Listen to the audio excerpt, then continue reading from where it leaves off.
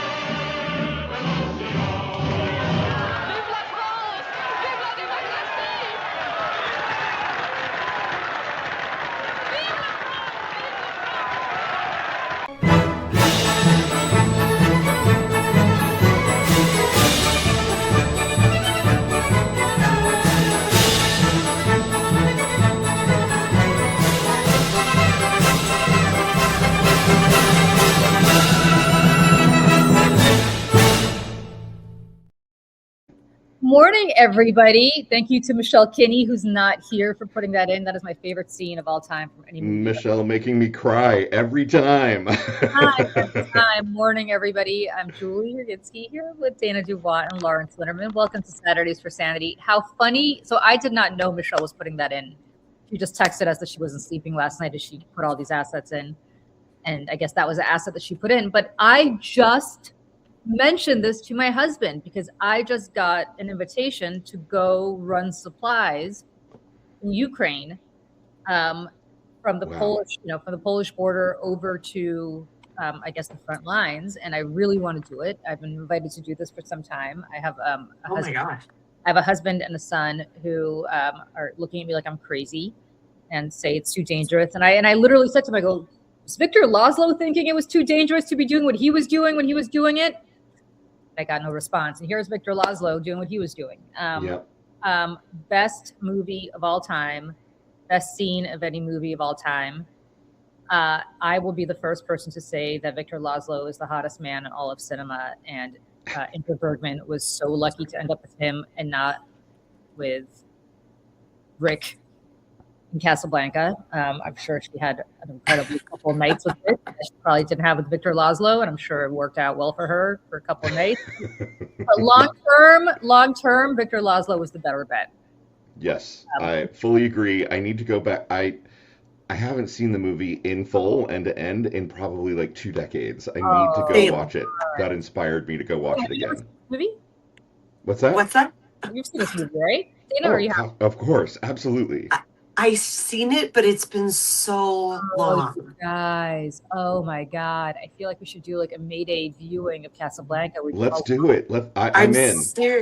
That one and this is Spinal Tap. Oh, Spinal Tap. We don't have to even do the viewing of Spinal Tap. I could just recite it for you right now from start to finish. But you guys, Casablanca is such it's the perfect movie. Like there's nothing extraneous in it. There's nothing like missing in it. It's just like, especially in times like this, it is just the most inspirational movie to watch. And the best part of Casablanca is they made it in the middle of World War II. They didn't know how it was going to turn out. You're right. All those people in that scene, and I think I've said this before because I know we played that scene before, but most of those extras in that scene, including the woman who said Vive la France, Vive la Liberté, they were all refugees.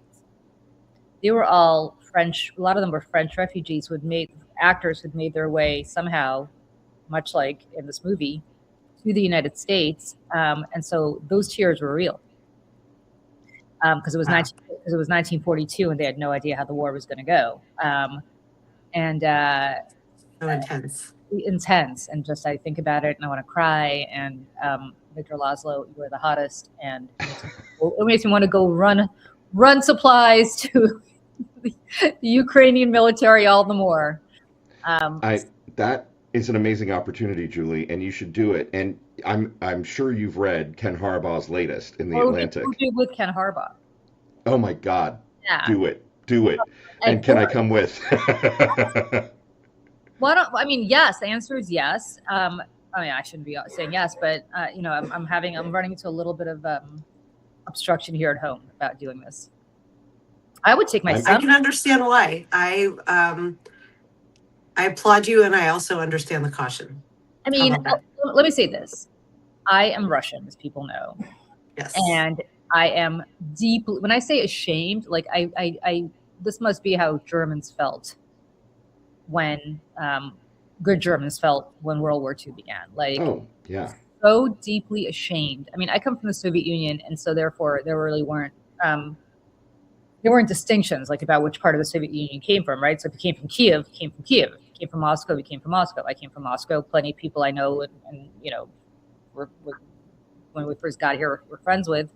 Yeah. In Kiev. And now it's just crazy that we are, the people from Kiev are from the good side, people like me from the bad side.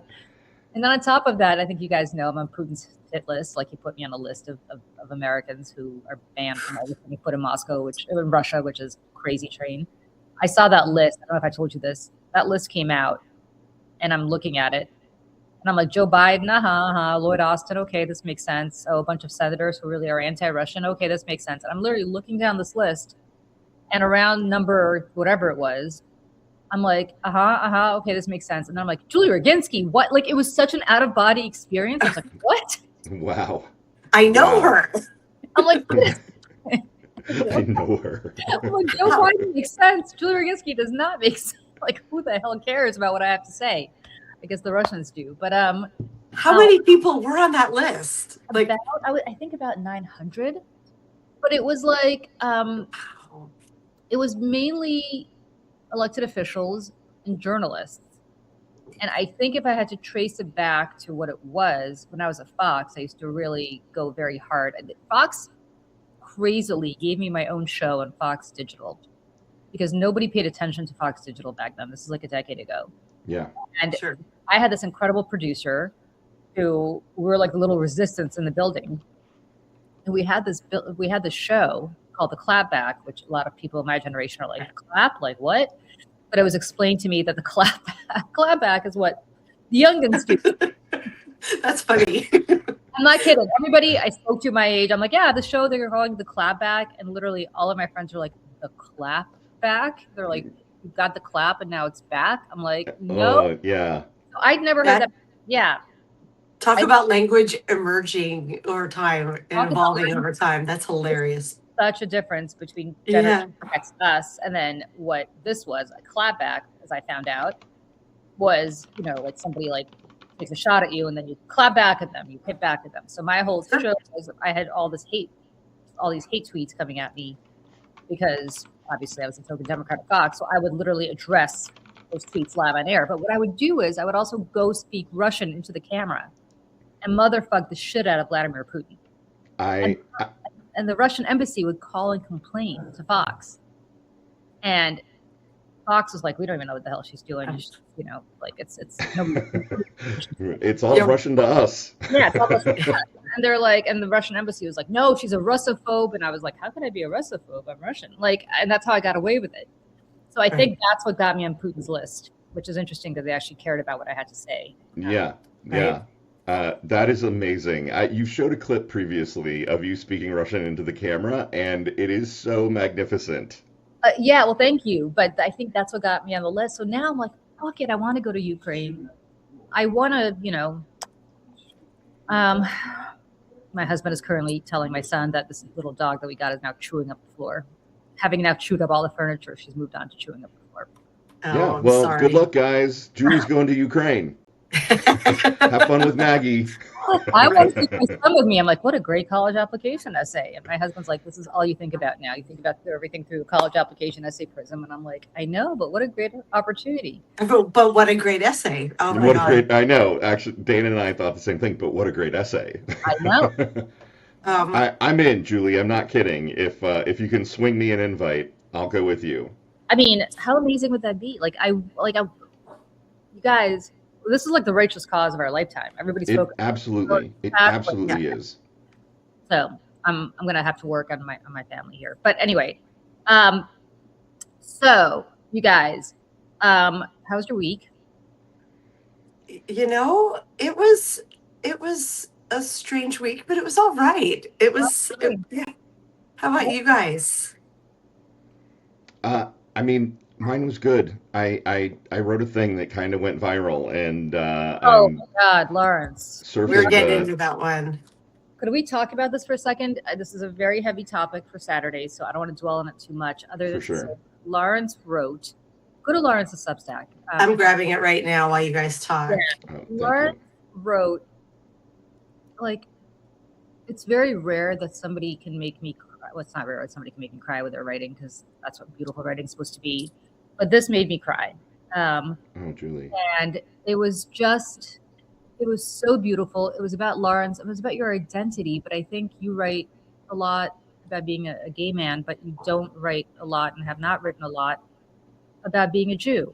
Right. And what that means and how you look at it as a progressive, and what it means to you and what it means for other people and how they consider you, including people who are Jewish. And you wrote that, I mean, your mom converted to Judaism in a Reform synagogue, which means that according to the Israeli religious authorities, you're not Jewish because they don't acknowledge Reform conversions. And yet you're too Jewish for some people who think that you're, not sympathetic enough to the Palestinian cause and so on. It was just, I think you spoke for so many people. I mean, I was born Jewish, so I guess the religious authorities in Israel would acknowledge me as a Jew, but I don't ever go to synagogue. I don't subscribe to all their stuff. I don't believe in it. I'm basically an atheist, but I'm a Jew. Yeah. I think a lot of us feel very trapped in this. And somebody asked me what being Jewish is. And is it a religion? Well, not really, because many of us are not religious. Like, I'm not religious at all. Right. I'm agnostic. I'm some weird, Buddhist shaman agnostic thing. I believe there's something bigger than us out there. I think it's explained by science. Let's put it this way. I don't think it's explained by a guy. Let me put it this way. I don't think it's explained by this. I don't think it's explained by what's on St. Peter's, what's not in St. Peter's, what's in the Sistine Chapel, where the Sistine Chapel, right?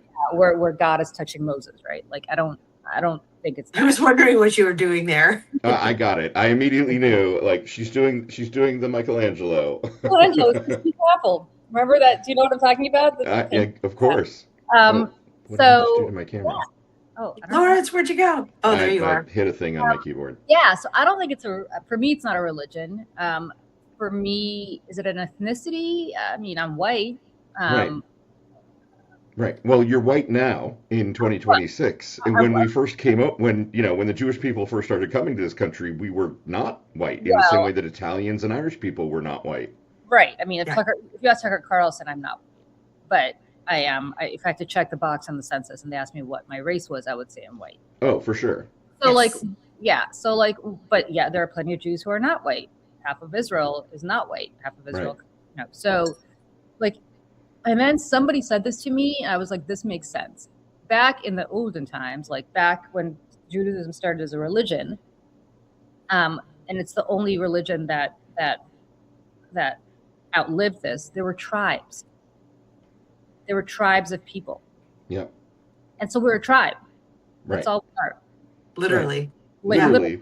Like, I know we call it the tribe, but like literally we're a tribe. And there used to be hundreds of tribes like this in the Middle East. It's just that most of them did not survive the Muslim invasion. We did. And so therefore we are one of the few, I think probably the only remaining tribe of that of that era. And so I think that's what we are. And I think that's what you wrote about. But I don't know what you have to add to that, Lawrence, other than it was beautiful, and I hope as many people read it as they could. Well, thank you.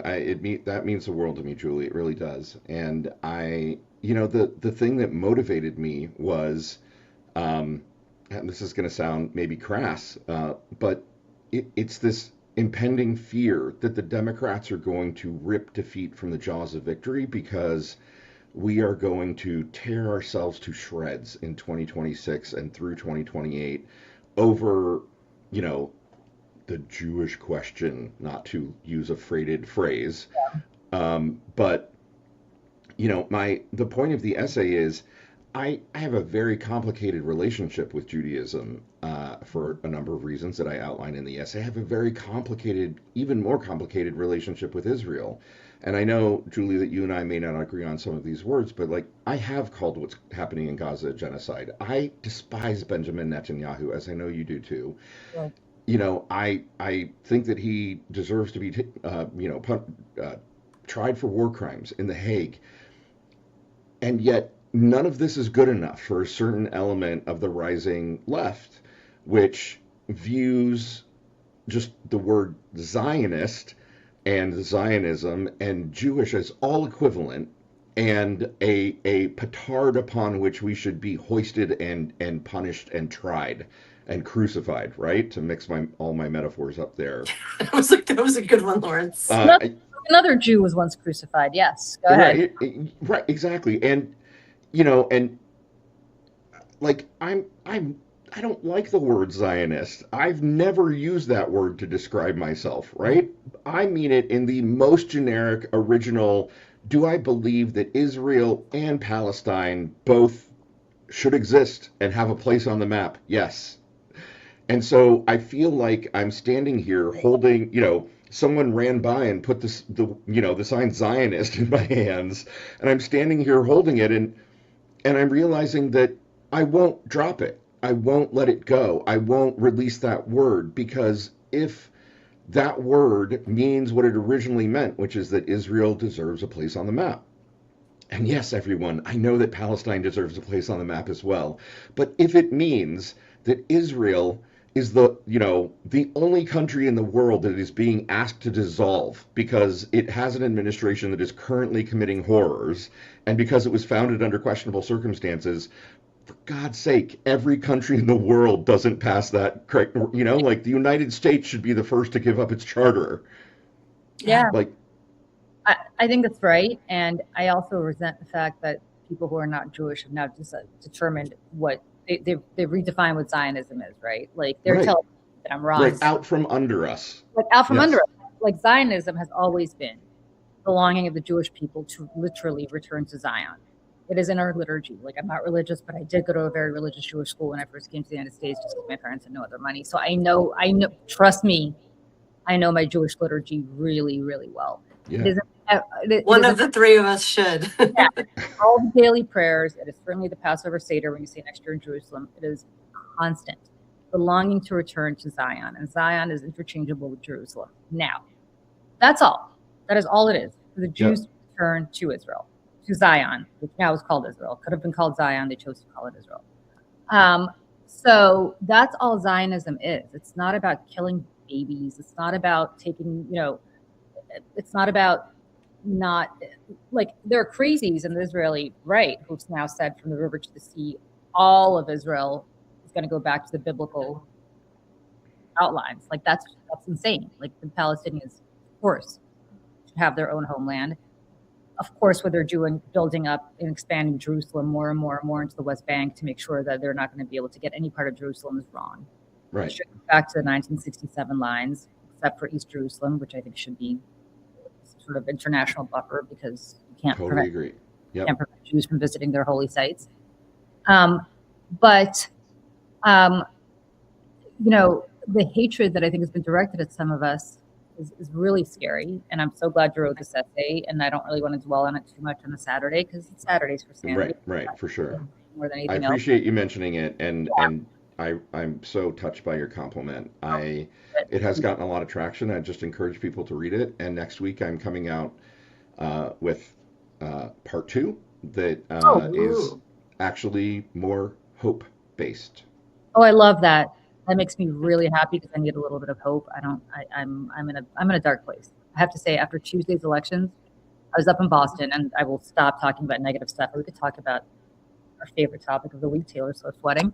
But I was up in Boston when these elections, and I voted early, so I cast my vote early, and I was in Boston when these returns came. I think we lost Dana, and no, I'm here. Okay. I just had to mute my video for a second. Okay, and I was as gut punched about what happened as I was when Donald Trump won. Really, it was that intense? Yes, because I know who we elected in the district next to mine. I know what the race was run on. It was run explicitly all over New York City on what I consider to be anti-Semitism. I know Zohar Mamdani would disagree with that. He would say that it's anti-AIPAC. To me, AIPAC in this case was, I hate it. And by the way, I hate AIPAC.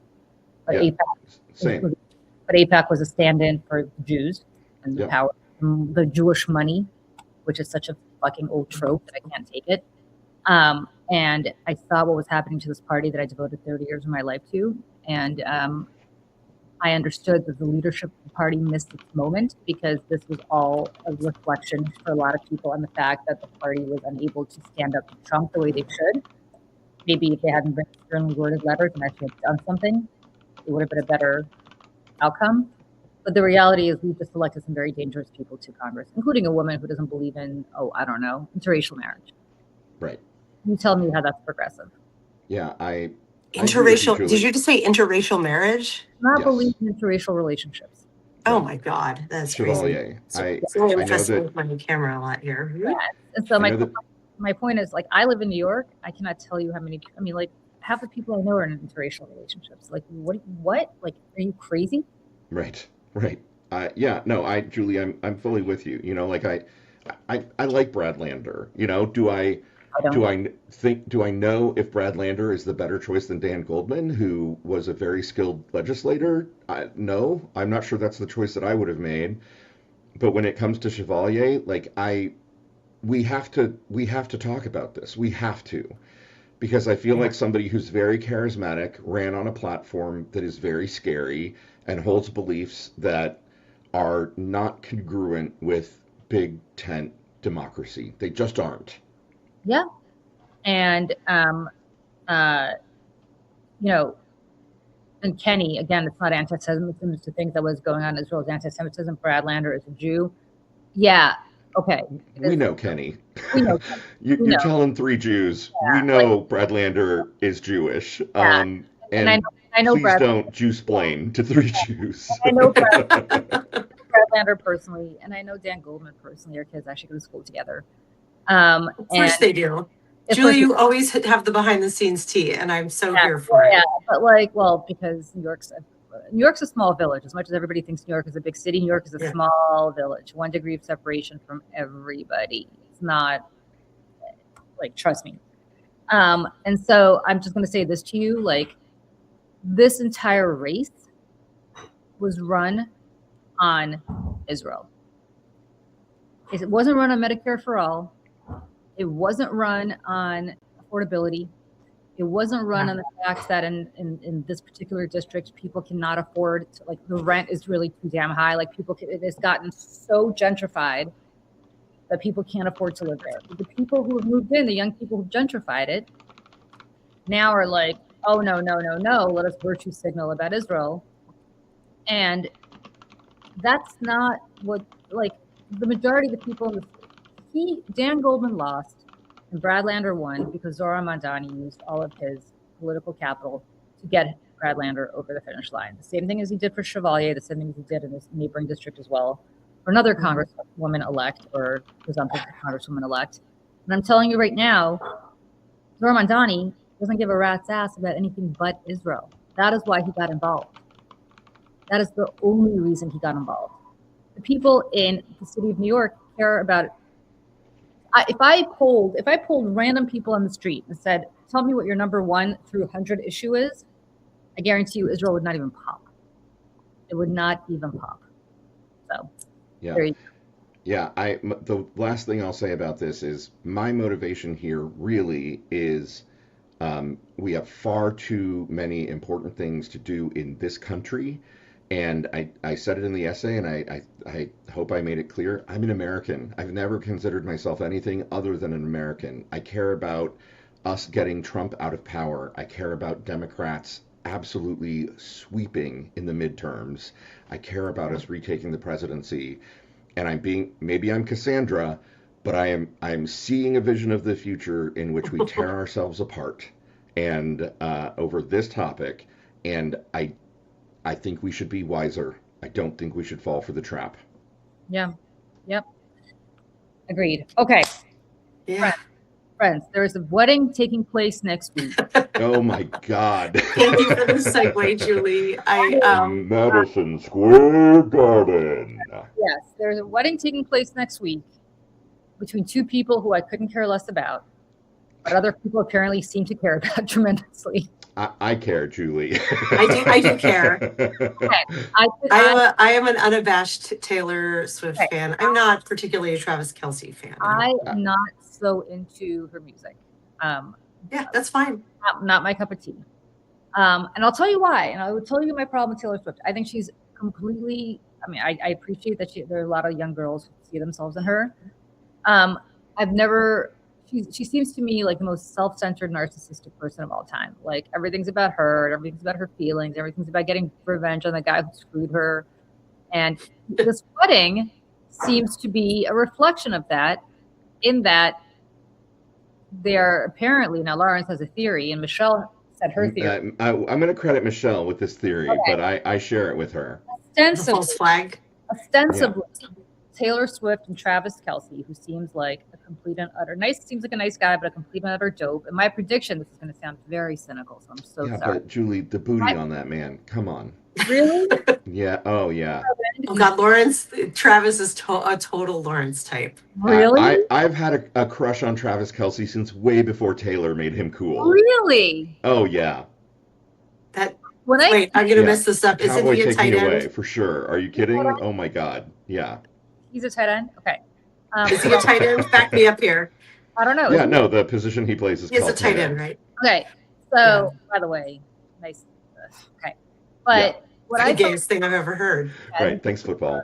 But I also have to say, Lawrence, that if I think of anybody who's the opposite of my type, it would be Travis Kelce. Like there's nothing about him that I find attractive. Nothing. He's the anti-John Hamm. John Hamm is my guy. John Hamm. I don't judge you for that, Julie. I don't.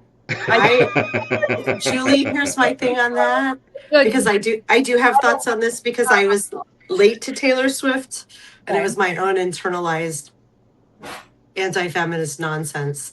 I think she's immensely talented. I love her music. I took my kids to go see her in Munich on the Eras tour so that we could see her at her peak career moment on this tour.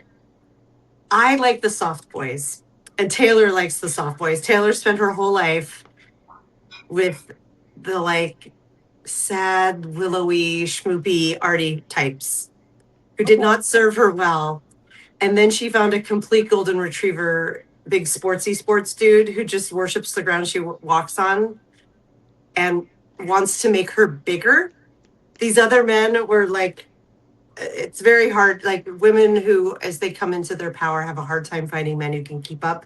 True. And here's this young woman at the top of her game in by every possible metric, a superstar. And Travis is get bigger, be bigger. And I love that for her. And I hope she's actually just really into him and having the best sex and time of her life and now gets to marry him. I want a happy ending for her. I do too, but I think Travis is going to retire. He's going to sit on the couch. She's going to go on her 20,000 world tours. And then I think she's going to be like, this guy's not big enough for me anymore.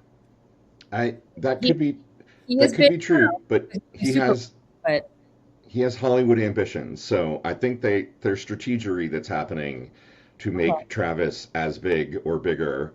Also, I'm 99.9% sure they're going to have 2 or 3 kids before she does any more. I think they're going to get married, and then a couple months from now, we're going to hear that Taylor's pregnant, and they are going to have several children right in a row. Yes. And then agreed. it will be the Taylor Swift Lullaby album and the Taylor Swift Christmas album and the Taylor Swift I'm Singing to My Kids album as they're growing up, right? I'm so tired. I haven't slept a full night, except I have 16,000 nannies and housekeepers. La la la la la. Right, but there's nanny and the nighttime nanny. That's a big thing. The daytime nanny. Of course. But she has there's to be nothing fresh. better than hearing the sounds of my children's laughter in the yard. Right. She's going to do that whole era, right? Yeah. Okay, so here's what I think. Okay. I hope that this whole thing is a diversion and they're not getting married at Madison Square Garden. That is the Michelle Kinney and Lawrence Winterman theory of the case. Yes, because if they are getting married at Madison Square Garden, friends, first of all, that's super narcissistic. Like, look at me, I'm getting married in the arena that sold out. Don't like that at all. Second, I don't care what kind of wedding planner you have. I don't care if this guy's a magician. You're still going to hear the rumble of the train and the subway underneath. Madison Square Garden is where Penn Station is. It's above Penn Station. Right. Oh, they would probably stop the trains. I mean, I swear on all that is holy. If they stop the fucking train. Like, I cannot begin to tell you, because the World Cup is happening right now. And New Jersey Transit, when the World Cup is happening, has canceled trains for people going from New York to New Jersey, which I think it is the busiest commuter rail line in the country. Like, millions of people use it every day. But they stopped the trains because the World Cup to anywhere but the World Cup. So people who have to go to New Jersey, like my husband who works there, has to figure out a different way to get to work because of the World Cup. If they do this for Taylor Swift's wedding, I swear to God, the entire state of New Jersey will rise up, and rightly so. Like, no. And also Amtrak comes in there. So if you're on the Northeast Corridor line, if you're coming in from Boston or you're coming in from Washington or Philadelphia, you got to go to Penn Station. That is literally where the train goes. Yeah. They can't do it. The Michelle Kinney theory is, this is my amendment. I think they're getting married in Nantucket, right? Or Martha's Vineyard, or some idyllic, beautiful place. And while everyone is focused on Madison Square Garden and all the paparazzi are there, they're going to come back and say, like, we did it, we got married, here are the pictures. And and TS13 is coming soon. Right. She'll use it as a press moment to the be wedding album. Right. Right. I'm so happy. And she'll Easter egg 16 things around. I'm trying to figure out how it would work at Madison Square Garden, because you're not going to take out the actual arena, like the actual seats where people watch shows, right? So you're going to put your guests in, those seats are really uncomfortable. Right. No, the seats should be on the floor, don't you think?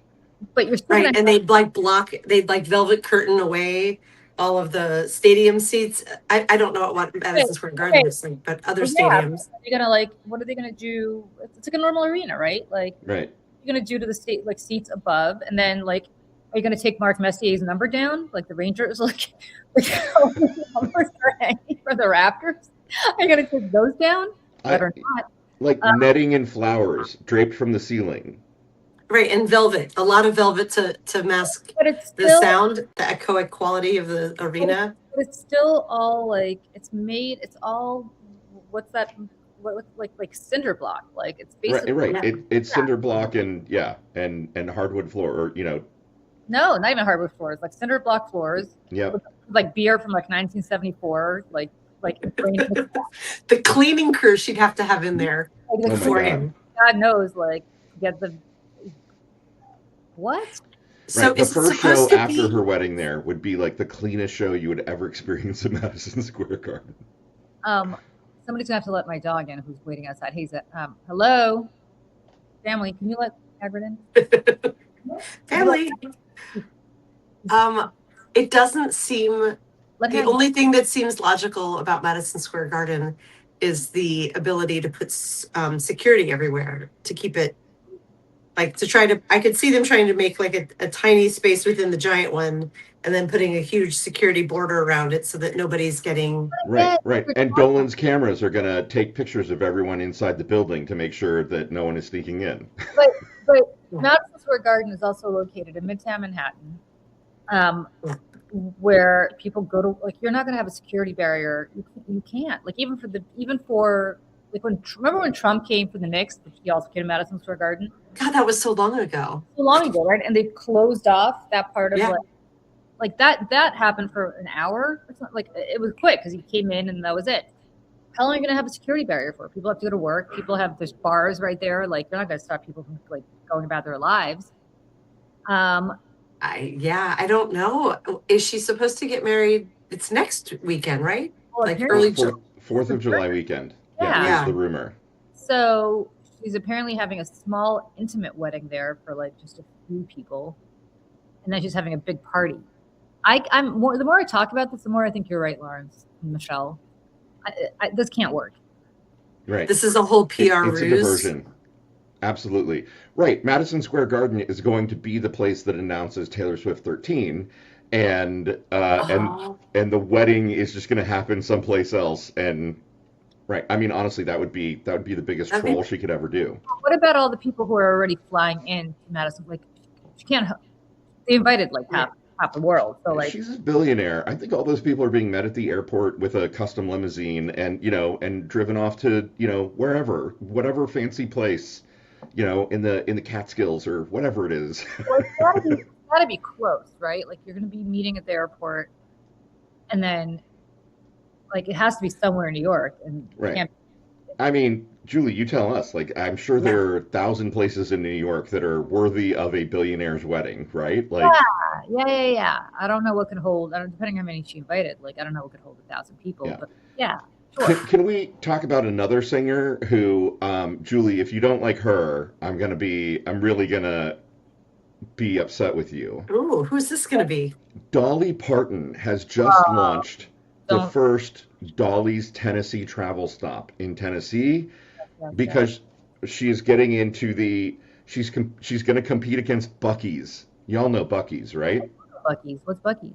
Yeah, Buc-ee's it's like is a Wawa. place where you stop to get like snacks and stuff. Oh, while you're Buc-ee's. Is that a Southern thing or a Midwestern thing? So Buc-ee's is a Southern thing. Okay. Wawa is a Pennsylvania thing. I sit here in Pennsylvania, right next to the Wawa. I love the Wawa. Go ahead. Right. Yeah. So she's getting into this market. And I mean, like, for those of you who don't know, like, Love's and Flying J, like, the whole truck stop ethos, like, they're giant billion-dollar empires built on the whole, which truck stop do you love more? Dolly is launching one, and oh my God, it's going to have its funny. own coffee shop called Cup of Ambition. How could you not love that? Oh shit, that's good. Yeah. Lawrence, when we were in Florida, Okay. weren't there like Roy Rogers? Am I making that up? What No, were at the turnpike stops? It was Roy Rogers. Roy Rogers. No, Roy Rogers. Is that still around? I remember Roy Rogers. I don't think it is. I'm gonna go look. I don't think so. I did that drive recently. Roy Rogers. Hardee's still around? Remember Hardee's? Which one? Hardee's? Oh, Hardee's is around. Hardee's yeah. is around? Yeah. So one of my favorites in the truck stop wars is Love's. And Love's has kind of an agreement with McDonald's and Hardee's. And so, like, as you're driving on a long road trip, like, you'll come across a Love's and it's, oh, this is the one that has the McDonald's. And you get to the next one, it's like, oh, this is the one with the Hardee's. Let's wait and get to the McDonald's one. Kinney's entered the chat to troll me. What's that? I see Michelle Kinney's entered the chat. She said, "What I feel, Julie, would you say this about Bruce or John Hamm, or is it just Taylor hatred?" No.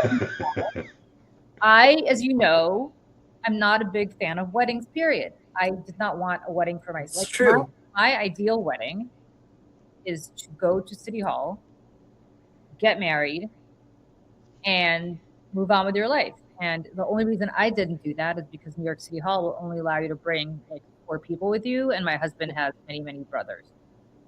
So instead, our wedding, which I think I talked about before, it was on a Thursday, wasn't it? Thursday for lunch at a hotel that was in walking distance of my apartment because I wasn't going to walk any further or take the subway. And I got my wedding dress off the Real. Tried it on the day of. I wore it last weekend or 2 weekends ago to something Michelle and I went, so it's come in handy ever since. It was Oh wow!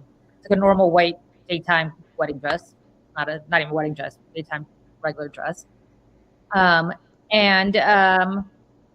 And that's it. And my whole thing was, if you can make it, great. If you can't make it, no biggie, because you've got work to do, and I'll see you later. And that was my wedding. And it lasted 2 hours. Then I was like, everybody get out. So no, Michelle, it's not about Taylor Swift. It's literally that I'm not a big fan of weddings.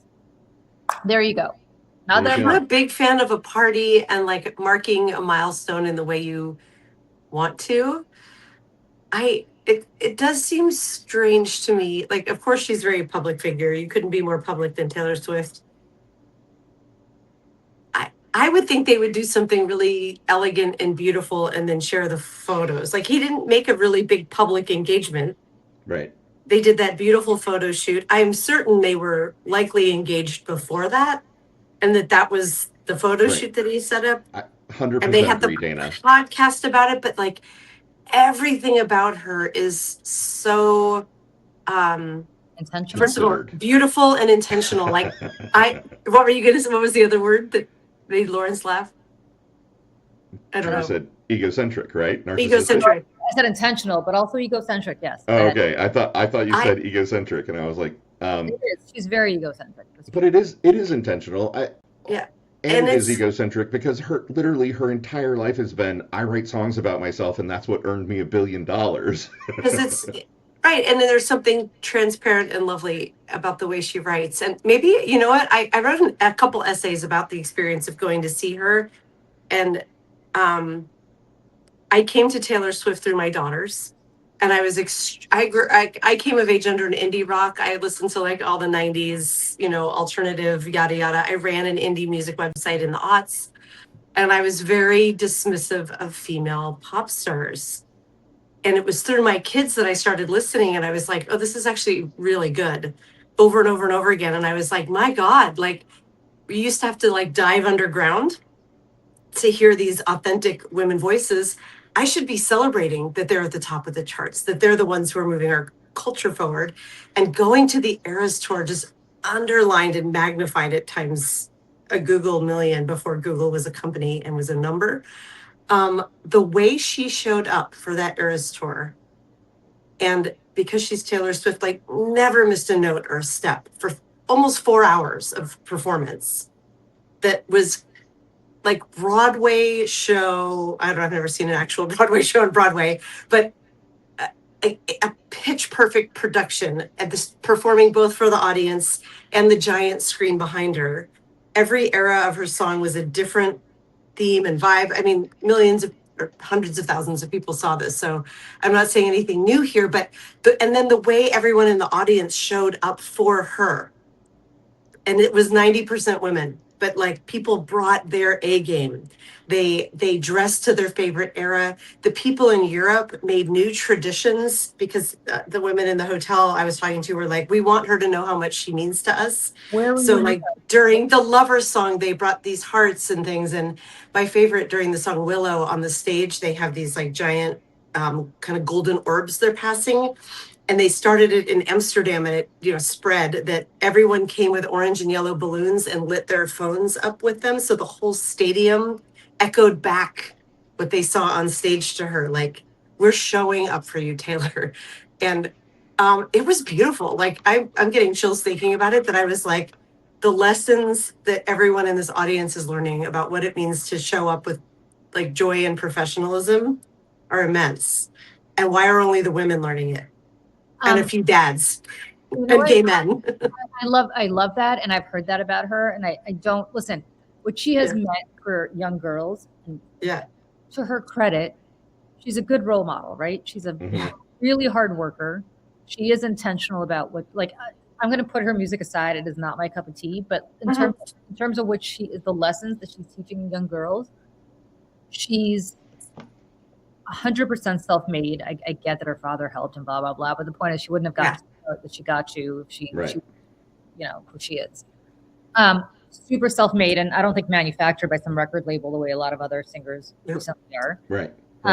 And she is an extraordinarily hard worker. She has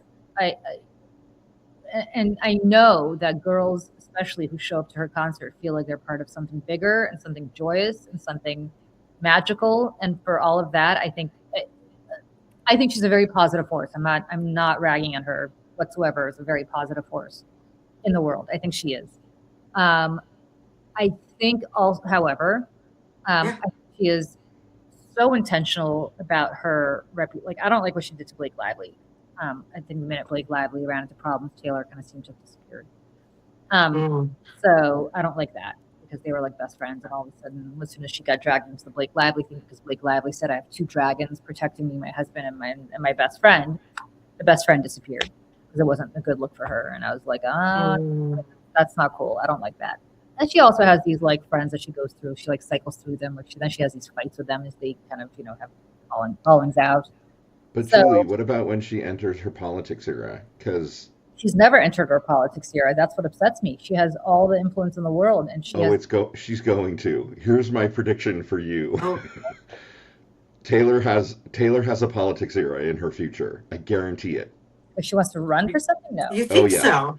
Because I 100% think she's going to run for something one day. I've never heard you say this, Lawrence, and I am curious because the first thing everyone in the world goes to whenever there's something wrong politically is like, why is Taylor not saying something? And I'm like, is Taylor really the right person to say something? And also, I will never forget that she came out right after the debate for Kamala and like threw down a really heavy endorsement for her at great personal expense. I don't think it was a heavy endorsement. I think she said, "I'm voting for Kamala Harris. You could vote for whoever you want. We should just go vote." I think if Taylor had cut an ad for Kamala, that would have been different. I thought it was really authentic and in her voice. And she explained why she was voting for Kamala and the work she did. And she encouraged people to do the work, which I loved her endorsement. And at the time, I remember, I think I texted you, Lawrence, and I was like, we got this. We got the Taylor vote. Right. But I agree, though. I wish she had gone further and made an ad. Like, yes. I really was waiting for the ad to drop, and it never dropped, and that made me very sad. And I wanted, we talked about this, Laura, so we were like, Taylor and Beyonce are going to show up behind, they're going to show up at the DNC, and they're going to have their men behind them. I was so sure that was going to happen. Yeah. Well, because if she'd gotten Travis to do it, we would have won. Yeah, and the problem is Travis works for the Hunt family, who are massive Trumpers. That's what she looks at. I think part of it is she's now like I had a friend like this once who kind of morphed into whoever she was friends with. Now she's hanging out with all of these like football players. She's hanging out with his name. Who's the quarterback for Kansas City? Mahomes. Who's I don't know about him, but his mother and his wife are both big Trumpers. So I assume he's not probably keeps his mouth shut. That's no bueno. And I think part of it is that. See, she should have stuck with the soft artist, liberal or soft artist boys, but they were not supporting her enough. I do agree that I don't love the look of that. And, but I want to hear, Lawrence, why do you think she's going to be a politician, and how do you think she's going to come forward as a politician? Maggie. I mean, I think it's decade, at least a decade from now. I think she's going to have kids and raise them, but I think she has her eye on the future, and I think that she knows that she has a base of popularity that if and when she chooses to implement it, she would start with unbelievable goodwill and kind of baked in heart connections to a massive, massive number of people. Yeah. And I think she's proven, like if you watch Miss Americana, she clearly cares about politics. She did stand up to her dad and her management team to basically support Marsha Blackburn, whoever's running against Marsha Blackburn. So I think she's political at heart. Like she's smart. She pays attention. She lives in New York. Like I know she knows politics. I love that, Lawrence. I hope you're right. I would like to see her a bit unbridled, but I don't know where. I can't even imagine quite what that would look like. But I agree with you. Sorry, I think I cut you off. Did you have more to say there before I jump in? I have Taylor theories. No, did you have more to say before I go on? Uh-oh. Oh, I feel like I cut you off, Lawrence, and I didn't mean to. Oh no, you didn't cut me. I thought Julie was going to say something. No, the only thing I'm going to say is she's too big for politics. Like she's got more influence than your typical politician. Yeah, well, And maybe why that's a good thing. would you like I to be liked? I don't know that you can't be loved if you run for office. People, half the people love you, half the people hate you. Yeah, I agree with you, Lawrence, that when I went to the Eras tour, one of the reasons we went through, immense expense and time and travel to go see her is I'm like, this is a musician she's at her peak, and she has to be extremely aware that I think she was 34 at the time. And I was like, she has to know that her 20-year like pop star era is closing. You cannot get away with, like, we are a deeply misogynistic, youth driven for women sort of country. And she knows that. And I wonder, I feel certain she has a path laid out ahead of her of how she wants to come of true maturity and age in this world.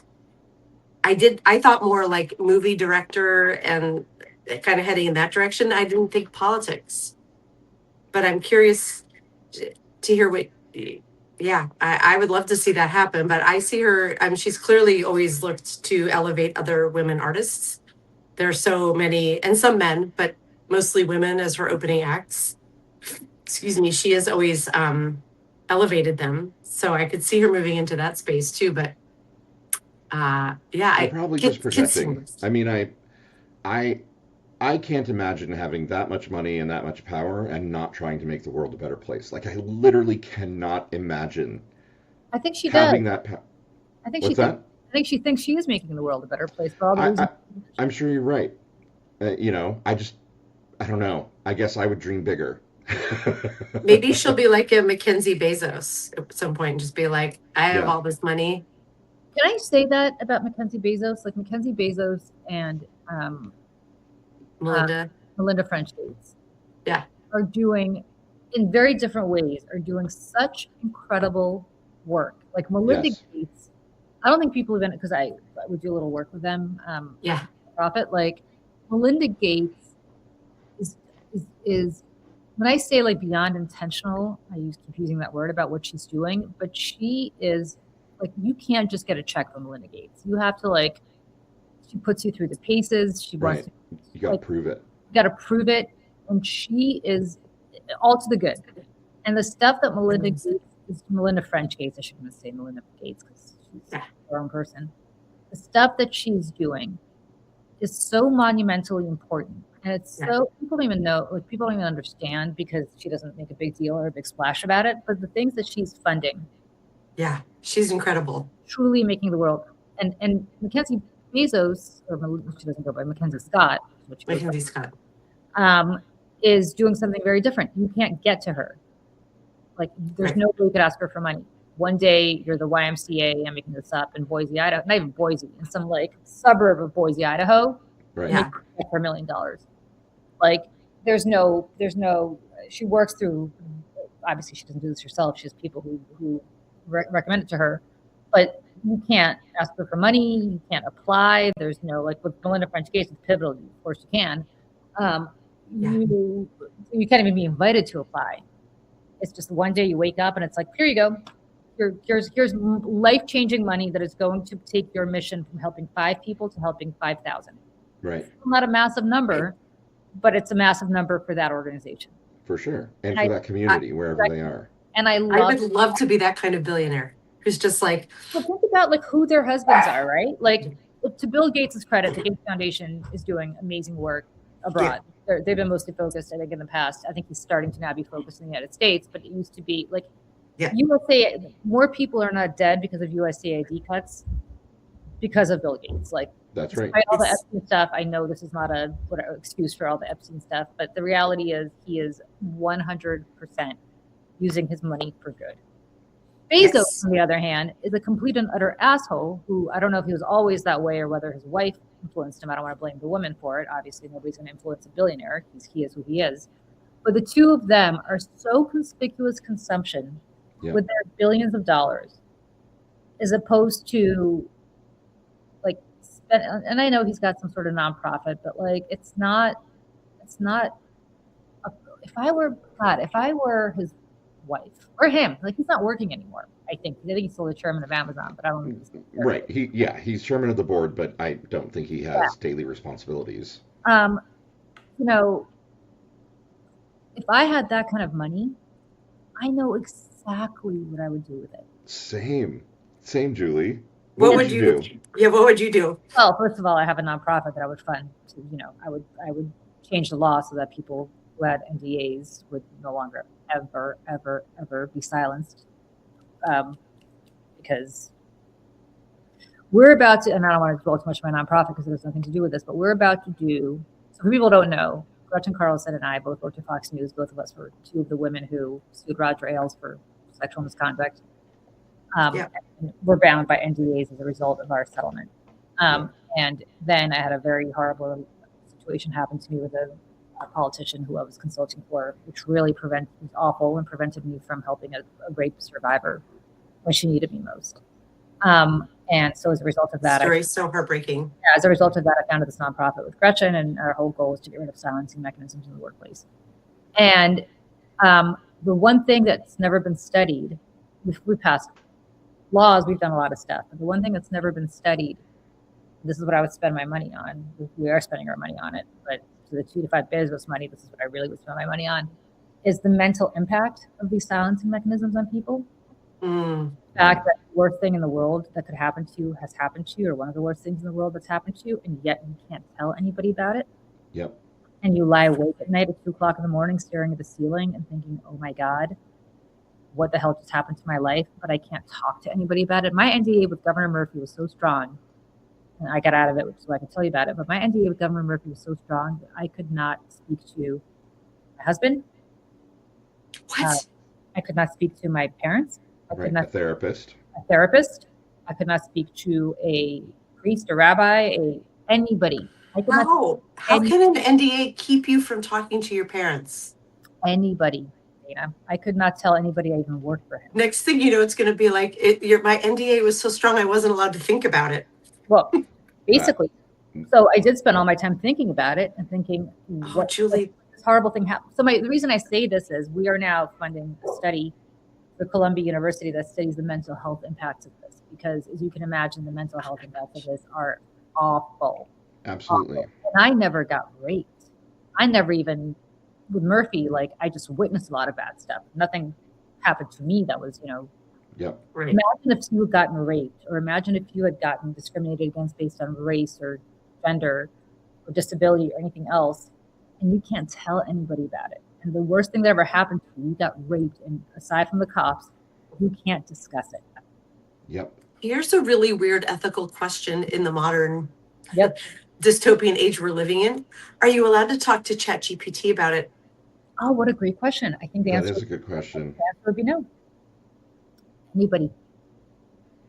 You're not allowed to let it out of your body at all, is what I'm hearing. Yep. Are you allowed to go drive off to an isolated cliff and yell it into the void?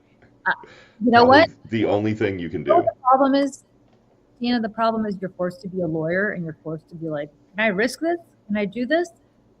Or am I going to get sued into oblivion for doing it? And so, of course, you default on no.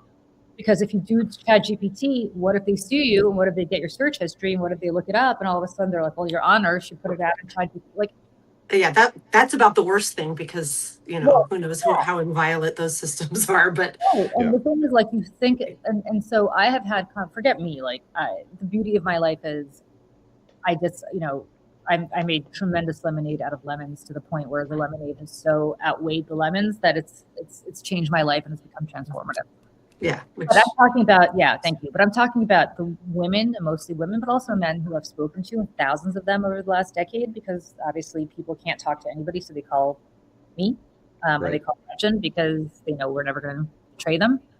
And the stories that I've heard are you guys, the reason sometimes people write into me with stuff and I'm like, I can't respond to every single one, is because I truly cannot describe to you, but if I focused on this 24/7, it would be hard to leave the house. It's the stories that you hear are just brutal, and people can't talk to anybody about it. And we see, I used to laugh. I ride the New York City subway all the time, and this whole thing: if you see something, say something. If you see something, say something. The line that came up after 9/11, right? Sure. Yeah. Yeah. I remember that. Something you can't say anything. Right. And we know terrorist attack took place, but you can't tell anybody. Not literally, but you know what I'm saying. Like you're watching. Yeah. I mean, a young woman got raped, called me for help, and I could not help her to the extent that I wanted to. And now her name is Katie Brennan. She has since run for legislature. She won despite having the kitchen sink thrown at her. She is a rock star. I think she's going to be the governor of New Jersey one day. But a decade ago, she was a young woman who had gotten sexually assaulted, and nobody helped her. And she called me for help. And right. You couldn't. And I couldn't do what I mean, she understood, like, she inspired this law. Like, it's called the Speak Out Act, but in my mind, it's Murphy's Law, Governor Murphy. Yeah. Julie, may you get $1 billion so you can bring all this to life. Honestly. Most people have really lame-ass aspirations about a lot of cars. Or yeah, so if you're asking me what I would do that. I would, if I had Bezos money or if I had Musk money, I would literally take all the money that we wasted on USAID and I would give it to Bill Gates, who already has the infrastructure, and I would say, go save all the people whose lives, there are people in Africa. I don't want to be like there are people in Africa who are dying, but there are people in Africa who are dying. Yeah, literally. Yeah. Who could be helped with a shot that costs 10 cents. Like some inoculation that costs, all you need is a shot in the arm and you're good. I had this conversation with my OBGYN the last time I was there, because she lives in Florida. She comes up to New York to practice, but her her wife lives in Florida for whatever reason. I guess they live down there, so she commutes back and forth. And she's like, I'm not practicing in Florida. I can't practice in Florida for obvious reasons. And she said to me, this is not a woman, I think, she's an obstetrician mostly. I just use my OBGYN because I still go to her after having my baby. But she said to me, if they ever ban abortion nationally, which, friends, is coming. Right. Yeah. She said, I'm not practicing anymore. And I said, why? I said, you don't really do abortions. And she said, because there are things that I can do. This applies to my USAID conversation. She said, there are things that I can do to save your life that I was taught to do in medical school that would take me 30 seconds to do. It is so second nature to me that I do it all the time to save somebody's life. Not all the time, because obviously it doesn't happen all the time. She said, but I do it, every so often to save somebody's life. If I am prevented from doing that now, I don't want to practice medicine anymore. Yeah. And I completely like it would violate my oath as a doctor. If I can't save your life because that's considered against the law now, like I don't want to have that on my conscience. And I'm writing. Oh, sorry. You keep going. I'm going to only finish by saying this. Like, if that's the case, that's what's happening with USAID. We can save people's lives reflexively like this. It'll cost us nothing. And yet, we're not doing it anymore because the wealthiest man on earth was worth, on paper, $1 trillion. Well, not anymore after this week. Right. What would happen? Oh, yeah, no, he dipped below $1 trillion. I'm thinking about starting a GoFundMe.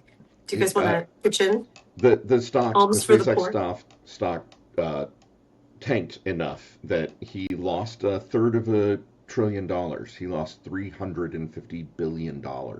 Why? Why did it tank? I didn't follow this. Well, I mean, I can tell you why the SpaceX stock tanked. It's because the company has never, ever turned a profit, and it is a weird amalgam of a space company and an AI company. Okay. And they are using financial trickery to help finance the build-out of AI data centers for XAI. And part of what we're discovering is that we're in an AI bubble. And the SpaceX stock was massively, massively overvalued when it IPO'd. And it's lost a ton of value since then. So he was worth more than $1 trillion for one Scaramucci, 11 days. For one Scaramucci, yes. And then it looks like the bubble is bursting, and so he is no longer worth $1 trillion. Only, poor guy, $800 billion. Right. Scaramucci sounds like a Jeremy Bearimy. Isn't that what it was called in The Good Place? It is a Jeremy Bearimy. Yeah. You guys, I love the mooch. By the way, Scaramucci is a donor to lift our voices to my nonprofit. Nice. Is he? Oh, Anthony, I've known like he nice to work at Fox together. Yeah, Scaramucci is actually a really good guy. Okay, that heartens me. I love to hear that. If I had $1 billion, they had to increase the song value because now if you have $1 million, you still maybe can't afford your rent. So $1 million, you cannot live in New York City. So yeah, exactly. You can't live in New York or maybe Seattle or LA or Right. But if I had $1 billion, I would 1,000% fund your nonprofit for starters. That would be like in the top 5 things that would happen. Oh my God. I regularly have fantasies that, like, if I just fucking won the lottery, the Indiana lottery, I'm like, hey, Mayday Network, you're funded. Blue Ant Media, you're funded. Let's go make Daily the world a Whatever better Show, place. Lawrence. I had this conversation with a really rich guy about months ago, not longer. And I was like, you guys don't understand what's like, because they're lamenting what's going on in the Democratic Party, but they're all scared to death. God bless you.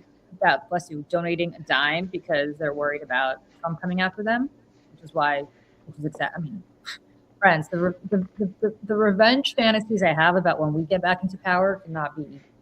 Let's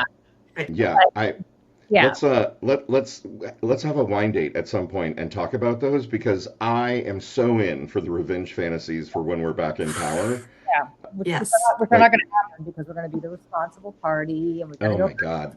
Right. I know. No. We have to have Nuremberg trials. We must. Nuremberg trials. All of it. Like, the Justice Department is going to have to be turned over. I'm sorry, but the Justice Department will now have to be turned over to the Democratic Party. I know it's not the way it was meant to be. Right. We need a little blood on the, Yeah. Can we talk for a minute? Speaking of this reminds me of the whole Pete Buttigieg thing. Can we talk about that? I mean, I know it's Saturdays for Sanity and we're not supposed to, but we can. It just happened. And for folks who don't know, somebody, I think from a southern state, called Child Protective Services in Michigan on Pete Buttigieg. And they showed up, a cop and a social worker showed up at his house, told him that he was not allowed to be alone with his own children for 24 hours. He and Chasten had to send the kids to their grandparents' house. God, the grandparents were nearby, by the way. Thank God the grandparents were nearby. And then the next day, the children went in for a forensic interview with Child Protective Services. They're 4 years old. Yeah, these are the little twins. 4-year-old twins. And then Pete was interviewed. And of course, eventually the cops and the CPS person came to the, understanding that this was politically motivated and that it wasn't true and that, everything, the kids were allowed to reunite with Chasten and Pete. But can you imagine CPS being called on you and you being told that you cannot, he's not in Indiana, Renee, he's in Michigan now. Pete and Chasten live in Michigan. Yeah. Yes, I can imagine, Lawrence, and it's like the like ice cold blood dread of that. Of course. It's so monstrous. And he tied it to, and it's friends, it's still June, so you can see our little Mayday logo on the top right is put up in rainbow colors, but it is.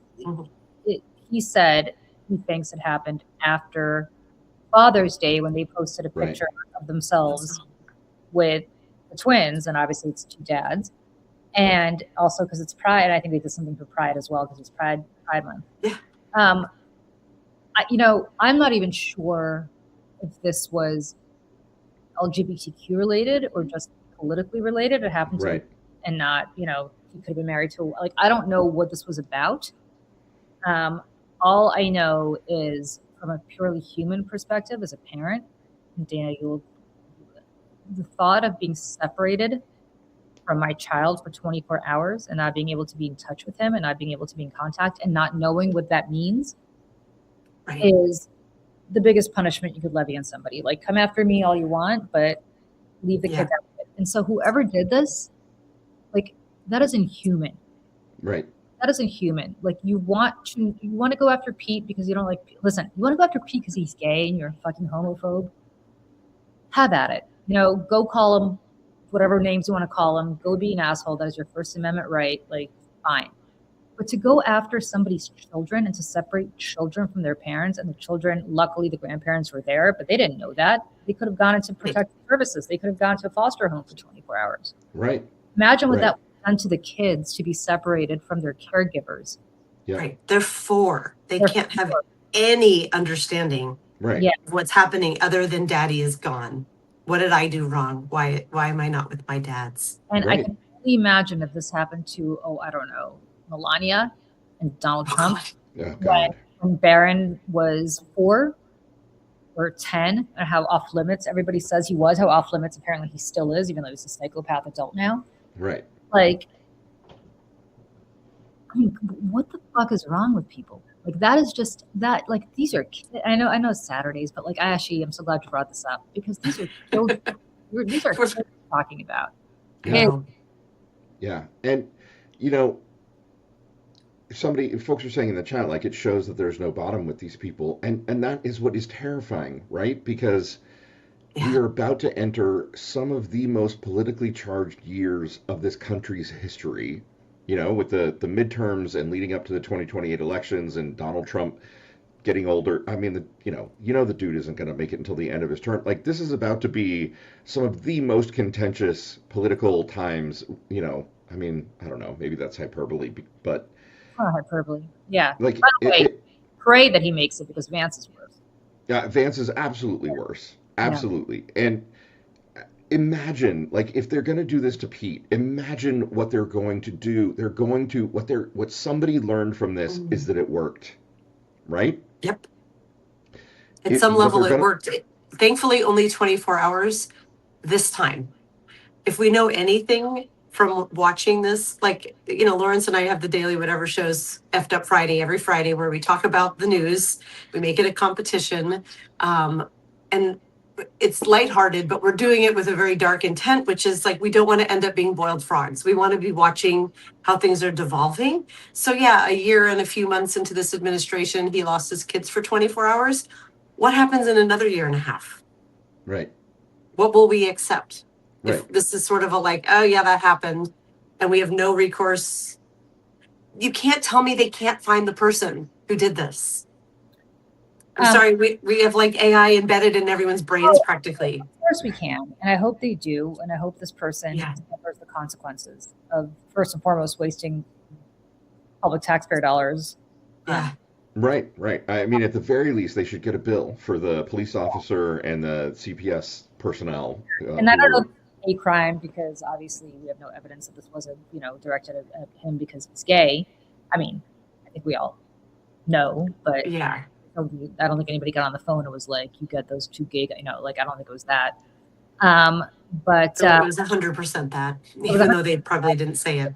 I think it was that. And I've heard people speculate, and who knows if with speculation, but I think they were hoping they'd find anything, right? Like, they were hoping that they would find any tiny sliver of controversy, and I mean, CPS must go into houses where there's so much awfulness happening, right?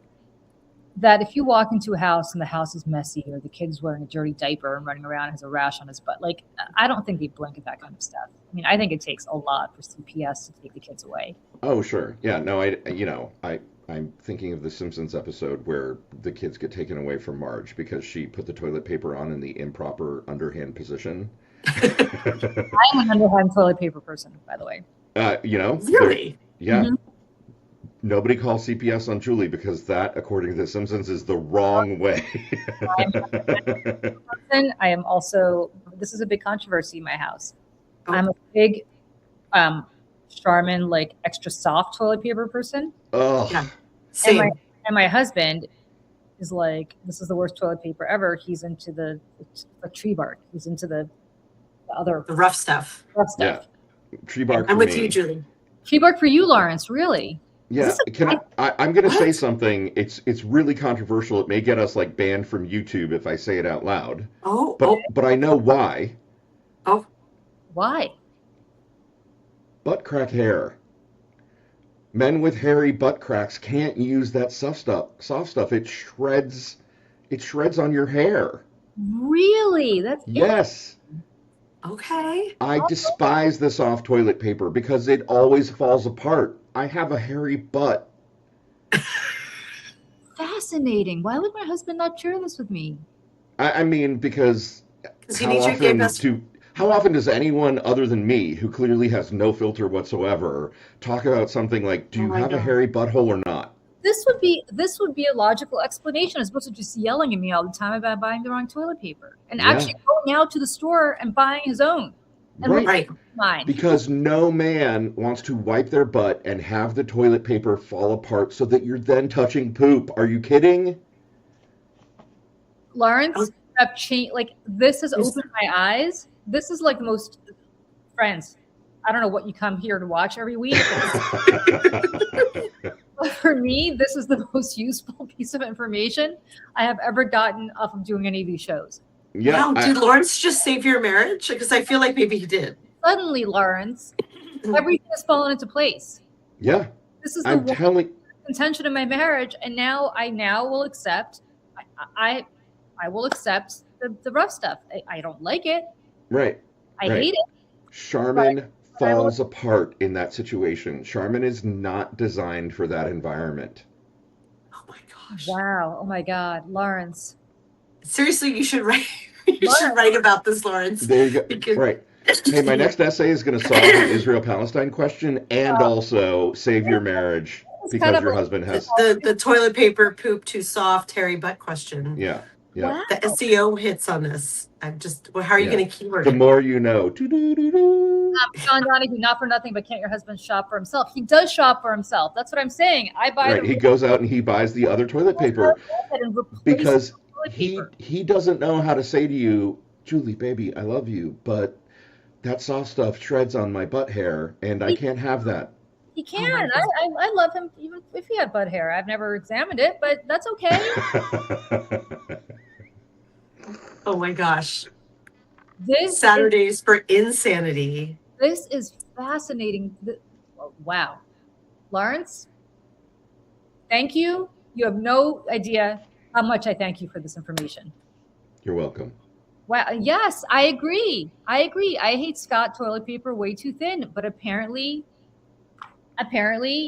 Jessica, you're a woman, so therefore you don't understand, as I did not understand until 5 minutes ago, about why Scott is necessary. They should just put this on the label. Like, honestly, there should just be like a chart. I'm picturing like a how hairy is your butt? And how and then like recommended. Do you wax or not? Got a Brazilian? Go buy the fluffy stuff. You know? Right. This should be on like Wirecutter. New York Times, pay attention. They just need to have the grid of like. Right. How recently did you wax? I did not think we would be talking about this today. I've told you guys this already, but can I tell you a funny story about something that happened to me last weekend about the show? Yeah. Do you want to say this on air? Is it about butt hair? It is not about butt hair. It's me lightly changing the topic, but it's making me laugh because I remember. From here, Dana. So go ahead. Yes. It's graduation season. I was at a graduation party for my daughter's boyfriend at his mom's house. It was lovely, sunny day. We're out on the deck, and I sat down with the mom's book club friends, who I did not know, introduced myself. And the woman next to me, I'm not going to say her name because people have a right to be anonymous, but she was like, were you on YouTube this morning? I feel like I woke up listening to you. On this show? Yes. Oh my God. She is a fan of Mayday. And I asked her, how did you find Mayday? And she was like, the YouTube algorithm. And the reason I'm thinking of this is like, how is our algorithm going to if we're talking about soft toilet paper and butt crack hair. Well, I'll tell you what, friends, this is the most useful information. Forget politics. This is the kind of information people should come to Mayday for, because this is actually. This is why Lawrence has been my best friend for 47 years, because you don't have to be embarrassed to ask anything. You're just like, so. Lawrence is now my best friend for the last 5 minutes, because he's basically saved the day. I'm telling this, and okay. And also, we don't fight over the overhand toilet paper thing, but we do, I've noticed, put it on differently, my husband and I. He'll do the overhand where I do the underhand. Yeah. Jeff Curry in the chat is saying, it don't take that long to shave it. Just saying. Jeff Curry, have you ever tried to shave your own hairy butt? It is hard. It sounds like maybe he has with that. I mean, it sounds like he has. Like, honey, I've tried. Like shaving, waxing, I've done it all. And you're right. Right after a fresh shave or a wax, give me the Charmin and the soft, fluffy stuff. It is lovely. But the moment the stubble starts growing in, nope. Interesting. Oh this is fascinating. Illuminating. This is illuminating conversation. Lauren? We never know where the conversation is going, but this was not on my bingo card for Saturday for Sanity. I am amazed and illuminated and educated all at once. Yeah. And both of my chats are crashing. I tried to change the subject to Dolly Parton at one point. It didn't stick. We went back to Taylor, but apparently shaving buttholes is the thing that does it. Well, I got to tell you, suddenly everything makes sense. And somebody in the chat said, you have a septic system, so you got to use Scott. You got to use the tough stuff. We're in the house that I'm in right now. We also have a septic system. So this is where that's his excuse for why we need Scott. So I will take it here. But in New York, we don't have a septic system. In New York, you can flush a body down the toilet and it'll go through. Right. Because that's probably happened once or twice before in New York. In New York, you can flush a body down a toilet. Is t-shirts, Julie. You're good. Made of money. It's true. When you guys come visit me, you'll see what I'm talking about. Oh my God. I'm dead. That's so funny. Plane and you flush the toilet, it's like whoosh, like it's like a whoosh. Yes. Yeah. Oh yeah. Basically, that's New York. I have no idea where the pipes go. I have no idea what ends up on the other side of the pipe, but the reality is they're very strong. I'm weeping. Right. Well, there are alligators down there, right? Like, isn't that the... That's in Florida, but yeah, maybe there's probably an alligator in New York somewhere. Somebody's probably got one in their house. But the reality is, you could definitely flush Maggie down the toilet. She's small enough where you could probably flush her. Oh, Maggie's too soft and beautiful for the New York City sewer system. Don't flush her. Maggie's a soft like Charmin. She is. She's very soft. She's just a baby. I think Maggie would end up ruling the sewers if you did that. She'd end up being the queen of the sewers. Guys, so I think I told you I was up in Boston, or maybe I haven't seen you since last Saturday. I had to go up to Boston. My husband was nowhere to be found. My son plays squash, and he did a squash camp at Harvard. Came back injured, which is unfortunate. But because I take this dog with me, my husband rightly was like, I can't be stuck with two dogs. Like, it's too much. And he works, and it's a lot. So Maggie's not house trained enough where she is. My son is now shoving Maggie in my face to show me how cute she is because he's worried I'm going to flush her down the toilet. Because I'm about to tell the story of how I want to flush her down the toilet because I had to take her with me. So I'm sitting in this hotel room. I'll take her, fine. I'm sitting in this hotel room in Cambridge, Massachusetts, and it's this beautiful view of. Have you guys ever been to Boston? I was born there. You were? Well, the North Shore, yeah. Where? Lynn Hospital, which Lynn is not it was not a good neighborhood back then. And I know there's a song, Lynn, Lynn, City of Sin, never come out the way you came in. People have sung it to me, but I moved before I turned 4. But we lived in Swampscott and Peabody. And we had friends in Marblehead. So yes, we're in the North Shore. Yes. So have you been there, Lawrence, to Boston? I've been to Boston many times. Well, not many, like 3 times. but one of them was for the 2004 Democratic National Convention as a I was delegate. there. I was there too, Lawrence. I don't know if we ran into each other, but I was not a Oh my delegate. gosh, you guys passed in the night. I was a and didn't delegate on know. the floor for Obama's Red America, Blue America speech. Oh, that's actually something that's historic. That's Yeah. amazing. There's an amazing photo. There's a photo. I think it's on MSNBC still, or whatever they're called now. And it's Obama in the middle of his speech, and it's looking behind him, looking at the audience, and you can see me standing there holding an Obama 04 poster because he was running for Senate, right? He hadn't yet been elected. Yeah. Wow. Yeah. That's amazing. I was not in the building for the floor speech. I was at the BU pub having drinks, but I remember that. So I went to college in Boston. First of all, I went to college in Boston 30 years ago. I don't even recognize the city now. It is like people talk about San Francisco. It is San Francisco on the East Coast. It is so beautiful now. It is completely. It's the most amazing city. I fell in love with Boston all over again. I went to parts. The Big Dig ended up being worth it. The seaport which used to be all parking lots, is now this beautiful neighborhood.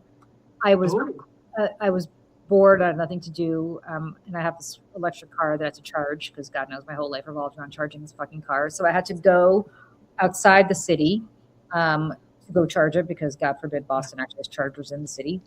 Come on, Michelle Wu.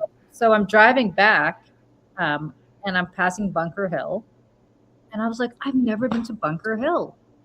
So I go to Charlestown, and the reason I'd never been to Bunker Hill is because back in the day when I lived in Boston, but Charlestown, where Bunker Hill was like the combat zone. You didn't go there; it was a really bad place. Yeah. Now Charlestown has become the most beautiful, amazing place. So I go to Bunker Hill, which really is a tiny little hill. I was kind of surprised to see how small it is.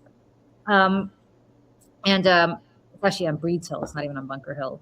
I don't know why they call it the Battle of Bunker Hill because it took place on Breeds Hill. But so I did a little bit of that. But other than that, I stayed in this hotel room with Maggie the whole time because I didn't want her to tear it up.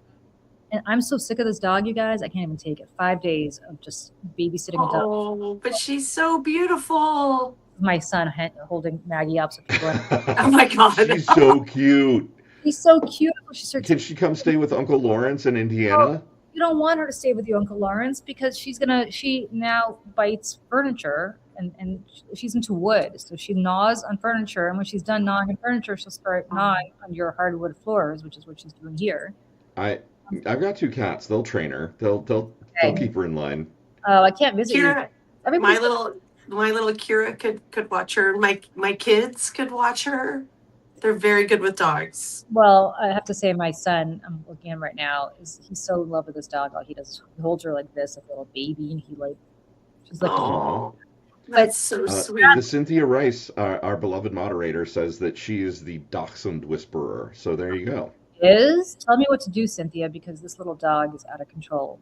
She's very sweet. She sleeps and she wakes up. She goes crazy. She's like, she turns into like, remember Gremlins? Remember that movie from the 80s? Oh yeah. She basically, if you let them eat after midnight, right? She turns into. If you let her eat after midnight, she'll turn into that. She'll be like, she'll go crazy. Yeah. Oh my God. Yes, I do, Robert. I do have a chew for her. I know it helps with teething. Unfortunately, whatever chew I give her, she still prefers my wood furniture. So like, we got a coffee table. We have to put the coffee table up on the couch so she can't get to it because we don't want her chewing the legs on the coffee table. It's a problem. Oh my God. I know that is a problem. I'm sorry. But she is very sweet, and she's a little puppy, and I'm sure in 6 months she'll be much better. But it's tough 6 months. Yeah. She also has to have surgery because she was born with a hernia, umbilical hernia. So she has to have. Oh no! Oh no! I know. I can show you here. Give it to me so you can see what I'm talking about. See this thing? Oh yeah. That's an umbilical hernia. Baby. I know, my sweet girl. John Donahue, did I go through this with my other dogs? I did. The problem with her is she's not potty trained. My Hagrid, my older dog, was potty trained in like 2 seconds. Super fast potty trained. And I live in New York, so like think about it. I have to go outside to take him out. I take her outside. She refuses to go outside. She'll only go in the pad in the house, in the apartment. And it's it's not as easy as opening up your back door and letting somebody out in the city. Right. So I know. All right, you guys, what else for the good of the order here? Now that we've discovered all the most important information of all time, which is why Scott toilet paper is the way to go. Lawrence, you should be doing ads for Scott toilet paper. Well, they are launching sponsorships, right. On come on, Substack. Substack sponsors. Yes. Hey, Substack. Hey, Scott. Do you want to sponsor the Mayday Project?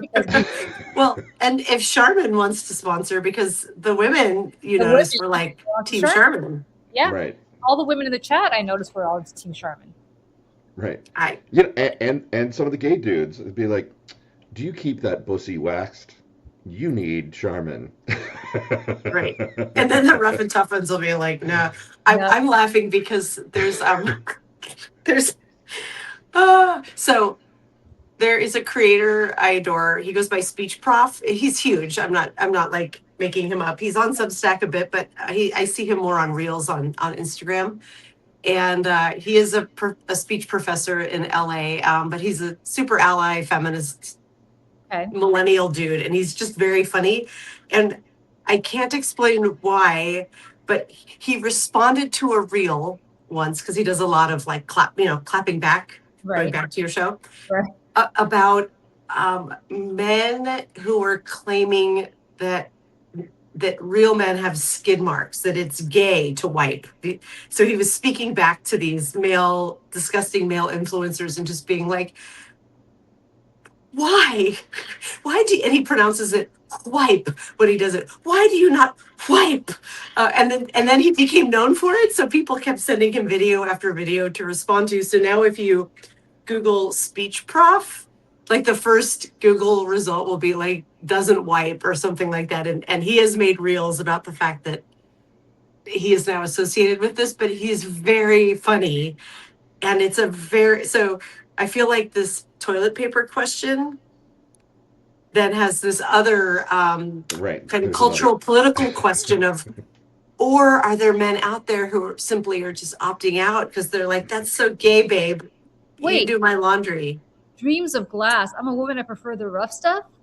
Why? Why would anybody prefer the rough stuff? I mean, I understand why Lawrence does, but if you're why would you prefer the rough? Like, why? Again, why?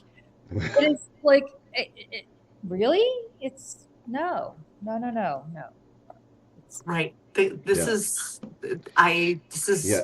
Dana, you sent me one of those Speech Prof videos once, and there's one of them where he starts with a video that someone sent him, and it's like some young gym bro like going into the gym, and he's like interviewing all his other gym bros, and the question is just like, do you have skid marks? And every guy that he talks to is like, yeah, of course I do. Like everybody does. Why? I mean, like, honestly, why? The rationale, and I'm not kidding because I have watched a lot of these response videos. The rationale from the men is like, your women will just do your laundry, and it's gay to touch even your own butthole to wipe it. That is where we are with the state of young gym bro men. Not a hashtag, not all gym bro men. But this is the content your son will be seeing or is seeing on the internet. Well, that there's a belief that even to wipe one's own bottom is beneath them. If you wonder, young men, why there's a loneliness epidemic. Right. If you're an involuntary celibate and you're wondering why women don't want to have sex with you, it might be because you smell. It's not just about doing laundry. It's that if you don't wipe, there's a stench that comes and follows you, and nobody wants to be around somebody who smells. So there you go. I find a woman who once was 20 years old. Right. And I as much as I write about dating and relationships and the challenges that are out there, as a Gen X aged woman, I have never encountered this. I cannot even fathom that's how low the bar is sunk. That he responds to women sometimes who are like, am I unreasonable for wanting this? And it's like, girl, the bar is so low. Oh my God. If you're a woman, like, are you really going to have a conversation? Like, are we really supposed to have conversations with men? Yes. About this? About why it's important. About why it's important. Like, I don't mind having the conversation with my husband about toilet paper because whatever, it's just a personal preference. Yeah. This is disgusting, and nobody wants to be around you. And you asked about my son, the content that he's going to be seeing. I think my son hopefully was raised by a mother who's taught him about hygiene, although it's now almost noon and teeth brushing, I'm not sure, has commenced. That's fine. He just says, no, it has. No, it hasn't. But nevertheless, like hygiene is something you teach your kids about, like from an early age. That's what potty training is about. It's not just about how to go, it's about how to go. I can't even how to take care of one's body. Yeah, and Michelle B said bidets in Japan in every bathroom. True, and also in Europe, bidets everywhere. Yeah. And I have I'm a bidet convert, I've got to say. Really? Oh, like the really good ones that have warm, hot, and that warm water and a blow dryer. Oh my God, are you kidding me? I've never used a bidet. Have you, Dana? Not really. I do not have one here. No. When we were in Europe on the Taylor Swift trip, I tried one and I was like, that's whoa. I don't even understand how you use a bidet. Do you how does it work?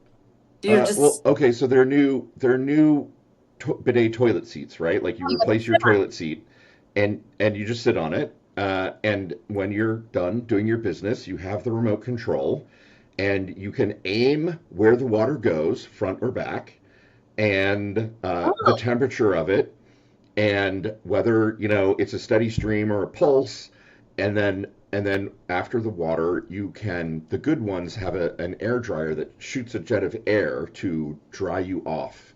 There's no use toilet paper? You don't even need toilet paper. Like, it's so effective, you don't need the toilet paper. It is life-changing. I do not have one here, but I've used one. Like the high-end Japanese bidet toilet seats, oh my God, will change your life. In Japan, and there were bidets, and it never even occurred to me to use one. I wish we had guys, this is so educational. I wish we had this conversation before I went to Japan. Now I'm going to have to go back to Japan just to figure this out. You definitely need to go back to Japan. I mean, I need to go back to Japan for a number of reasons because it's so, so, so incredible and so good. Yes. Well, can we talk about have you read the Wall Street Journal article about funflation?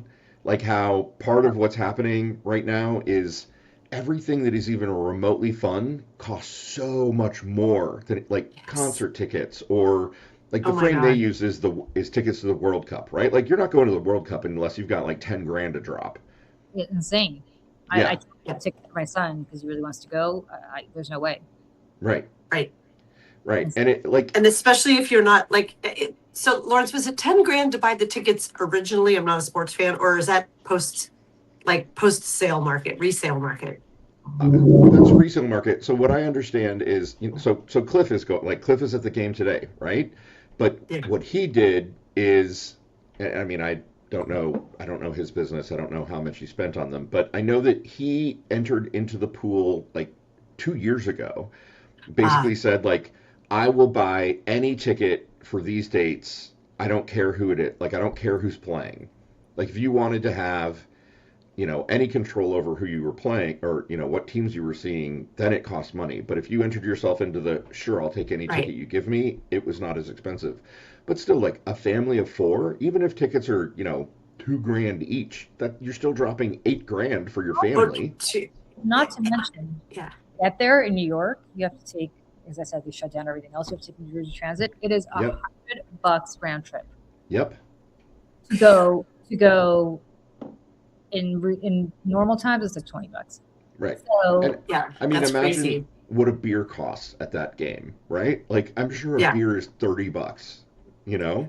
Yeah, Climate Pledge. We went. Climate Pledge Arena is where the Seattle Kraken, the ice hockey team, plays. It's a beautiful arena right in Seattle Center underneath the Space Needle. The once and future Seattle Supersonics basketball team will play there. Yeah, back when it was called Key Arena, but now it's super fancy and it's Climate Pledge Arena. Climate Pledge Arena, that is so Seattle. Everybody else is sponsored by it's Bezos. So this is it's an Amazon initiative. Amazon doesn't put a ton of branding on it, but the Climate Pledge is an Amazon initiative, and it is their stadium. Got it. And it is amazing. Like the food choices are great. Everything is compostable. And Like the Supersonics play there? They played they there will. back when it was a cinder block called Key Arena. It has been reborn as Climate Pledge. But I was there a few weeks ago and we saw the skaters on ice thing. The Olympians Yeah. came and did an exhibition, and it was rather delightful way to spend an evening. But I did get a glass of champagne because somehow I got the tickets on StubHub. Like my kids asked for it after the main sales, and I was like, these were not very expensive tickets, and somehow we were in a box seat that was being sponsored by Moët and Chandon, I think. It was some shit. And I was like, oh, I'll get a glass because I'm here, and I don't know how we got such good tickets. It was a $40 glass of wine. Oh. And it was like, oh yeah, I'm at Climate Pledge. And it was in like a shitty cup. It wasn't even in glass. But well, you know that go ahead. Sorry, Dana. Oh, I was just gonna say, like, my kids love going to concerts, and so do I. And it has become like the funflation you're talking about, Lawrence. If you are lucky enough to get in and get the tickets, like I got tickets for Phoebe Bridgers through normal sales. And they were expensive, but not crazy, like a couple $100, I think. It's if you can't.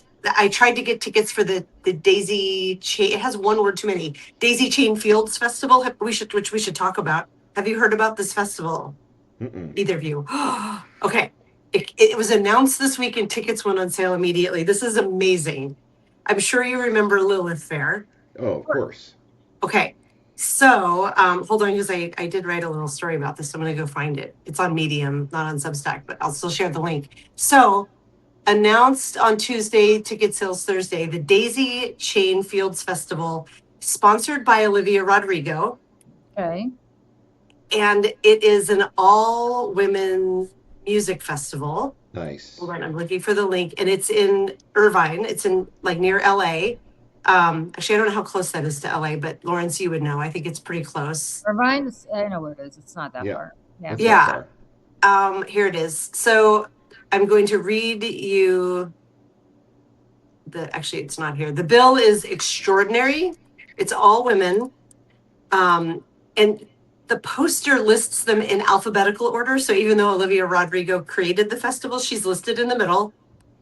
So I'm going to read the lineup. It's not that long, and your jaw's going to hit the ground because it's multi-generational and completely awesome. Bikini Kill, Chapel Roan, I'm not sure if I'm pronouncing this right, Dice Spitz, Dochi, Eli, Garbage, Cat's Eye, Mitski, I love, Not for Radio, Olivia Rodrigo, Quiet Light, Rachel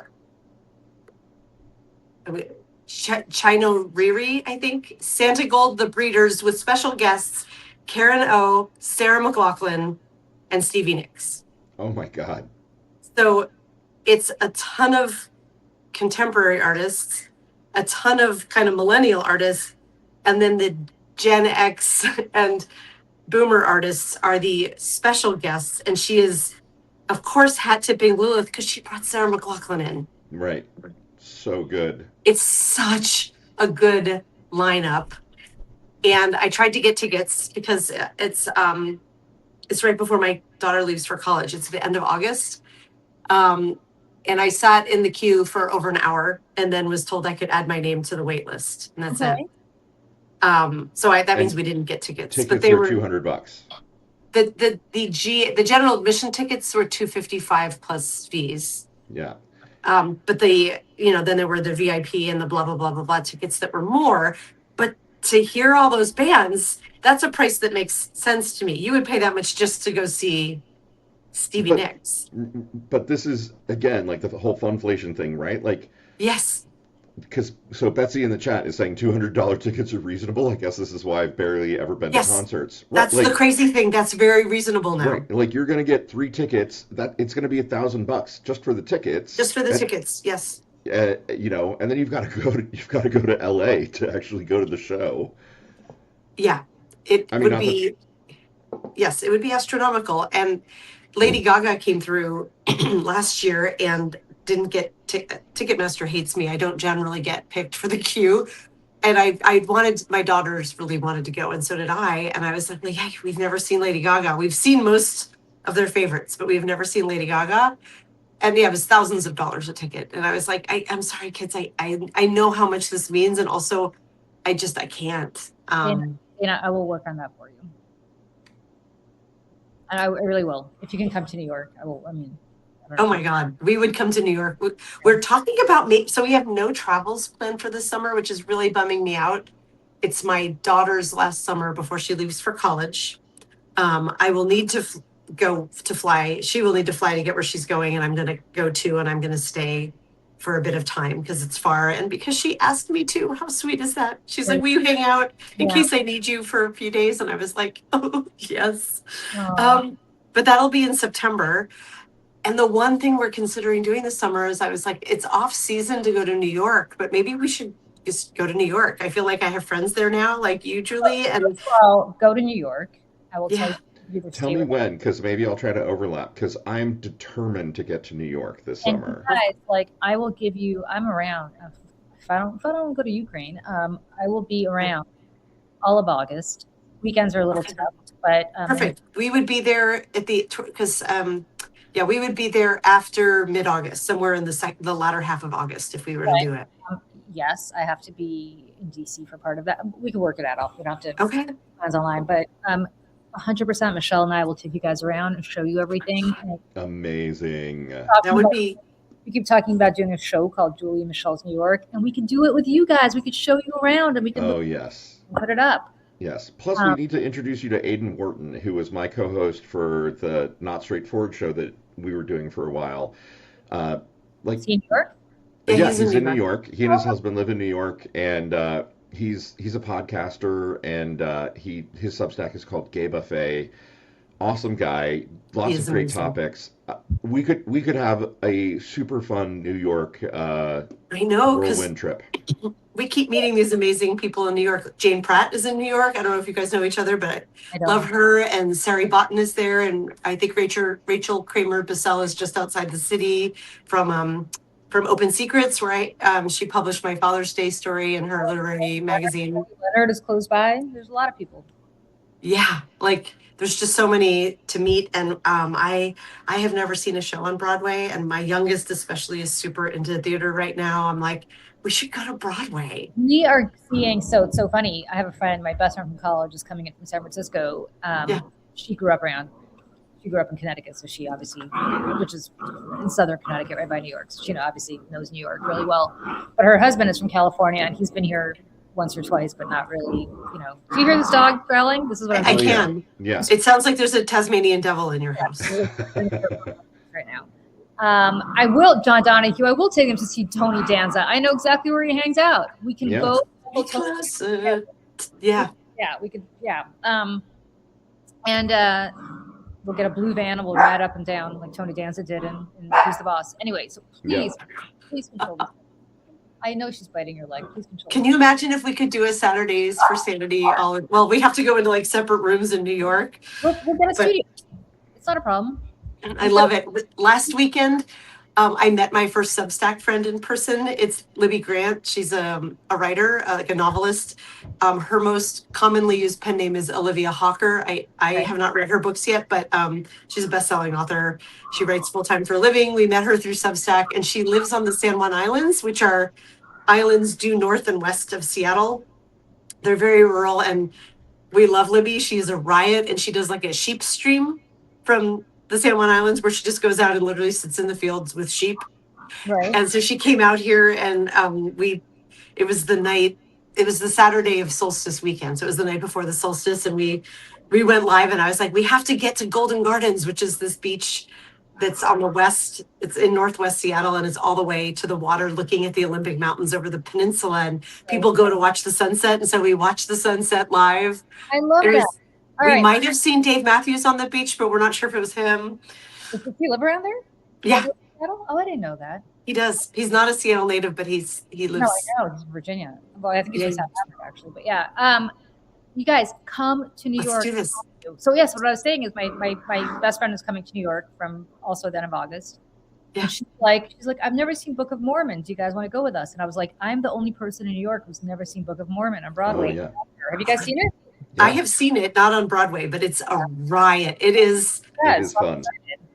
It's so good. And it may not seem as shocking now. I feel like our shock meters are out of whack, but the first time I saw it, like my jaw down. It's so blasphemous. I'm taking my 14-year-old. Is it Oh inappropriate? yeah, it's body. Oh yeah. Well, it depends how lenient you are. I would let my kids I'm see very it. please. Yeah, I mean, there's a whole song that they're singing, and it's like a native expression. You know, it's Mormons who are in Africa trying to convert them, and he's like, "What does this song mean?" Oh, it means like "fuck God." Singing songs. I'm like, you gave us all these horrible things. Fuck God. Here's the best part. We Yeah. found out. My son told me this that Hakuna. Zach, what is it? Hakuna Matata. What's the? Yeah. Yeah, The Lion. Matata. That's Lion King, right? Yeah. What's the Lion King one? What's the Lion King? What is it? No, but what does it mean and what does it say? Remember? Yeah, but what is it? What's the phrase in whatever language it's in? Oh, whatever it is, like when he's holding up the lion. What's that line? Whatever it is. That means there's a lion. Oh, it's a lion. Oh my God. Like it means nothing. It's like it's a lion. Oh my God. That's so funny. Nice. Disney is suing the guy that translated this for like screwing up the brand of the Lion King. Really? That's a good story. What is it? Oh, the guy that wrote the song is suing the guy who's translating whatever. Oh my God. It's like da, da, da, da, da. It's like, oh, it's a lion. Oh my God. Like it's nothing. So I did see The Lion King on Broadway. I was dragged to see The Lion King on Broadway. I suffered through The Lion King on Broadway. That was. Yeah, that wouldn't be my first choice. What? Yeah. My son just informed me that his cello teacher plays in the orchestra of The Lion King. And I would kill myself if I had to listen to that every night. So Your somebody son in the is chat having is an. saying Yeah. there should be a song called "Fuck Trump." Even better, wait until Trump the musical comes out. Okay, my not lifelong. My dream of creating a musical called The Clintons that was only going to work if Hillary had gotten elected. Clearly, that's ruined. Somebody needs to Shattered. make a "Fuck Trump" musical. Clearly, it should be the South Park guys, like Trey Parker. Get on that stone. Get on this. Yeah. Oh, it wasn't Circle of Life. No, it's whatever. The you know, the very beginning when he's holding up the lion. Yeah, it means it's a lion. Oh my God. Nice. All I can think of is Hakuna Matata, and I know that's not the first. Yeah, same here. Yeah, Broadway's awesome, you guys. Broadway, I have to say, like a good show on Broadway is for obvious reasons. Yes. Also crazy expensive. I mean, I don't know about Broadway, but even out here, just to go see like the Paramount is our theater that gets the like touring Broadway shows. And I was looking at getting season tickets. My younger daughter's really into theater right now. And you know, her big sister's going off to college, and I was like, well, this would be a really special thing to have a season ticket with her, and we could go see all because there's a pretty good lineup. But I was like, oh, the cost of it is just like. Here's the. It's not a secret in New York, but here's in case people come to New York and they don't know this. If you go to Times Square, which of course you should if you go to New York, prepare to be accosted by Elmos and others, but whatever. There is a booth called TIX, T-I-X. Yep. And you can get same day shows, and they're really good shows. I mean, you can't like if it was like Hamilton the first year you couldn't, but basically everything else, probably even Hamilton now, for super discount, like super discount tickets. So you just have. I would totally do that because there's not like one show that I'm like we would have to go see that on Broadway. We've seen Hamilton. I would love to see Hamilton again, but okay. So if you just Late go, August. if you just go first thing in the morning when they opened, and you have your pick, and it's great, and you can get really good seats, and they're really not expensive. So, I love that. It's fantastic. Julie always seems to know someone. Julie doesn't really seem to know anybody. It's just that I live in New York, and like I don't know Julie. He just happens to be haunting my existence. You know all the tricks. I'm also laughing because this is a small funflation thing, but it's my like private rant of not even 2 years ago. I threw a birthday party for myself at a venue, and I hired a friend who he owns a photo booth company, and I was like, I want to have a photo booth. And it was digital, you know, we had it up for like 4 hours and backdrop, and we could take pictures, and he put, you know, little frames on it, and you could go download them. That was like Dana's birthday party, and he does it up really, it looks really good. And it's an activity plus a takeaway, which I thought was great. My daughter, I'm throwing a party here for my daughter and her best friend for their high school graduation. And I was like, I'm going to get one of those photo booths. It was a bit of a splurge, but I think it was like $400 in September 2024. Do you want to guess how much the same thing costs now? Because I just got the proposal. $1,200. $1,200. Wow.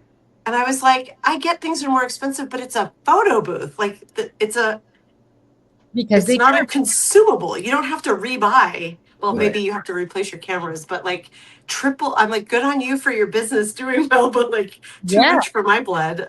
Of course. $1,200. Of course. For 3 or 4 hours with a photo booth. No physical prints, just digital. Of course, because they can. All right, friends. It's noon. I got to go feed my family. Go buy some Scott toilet paper. Lawrence, you are a life changer, and I'm going to be thinking about this conversation. Your Zionism article was good. This information is better. Right. Thank you. These are the truths that we all need. This is why you come to Mayday. This is why you come to the Daily Whatever Show, friends. Because who the hell else talk about hairy butt cracks? Yeah. My best friend Lawrence, who's not a 12-year-old boy. We give you the information you need around here. Right. All right, friends. Everybody have a great day. We will see you guys. Michelle and I'll see you before that. Dana and Lawrence will see you before that. But the 3 of us plus Michelle, hopefully, will see you next week. And we are so glad that you were able to come and join us every Saturday. We have a crazy good number of people on Substack today. So thank you to all of you who are in Substack and also here on YouTube. And there are my dogs trying to murder each other. So I got to run. Okay. Bye, everybody. Thanks, everyone. Bye. Bye.